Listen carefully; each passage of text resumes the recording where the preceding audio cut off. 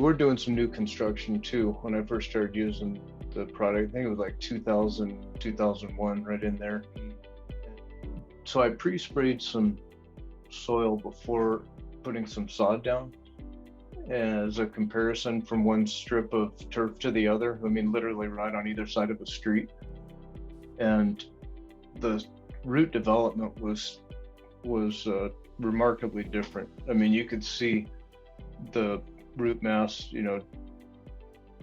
a full, 50% better, and a lot of the small fibrous roots were clearly visible. Where on the other side of the street, it was just little skinny, single roots in Kentucky bluegrass, just standard, sod. And so that was one of the first examples where I really understood the benefits of new construction using the product.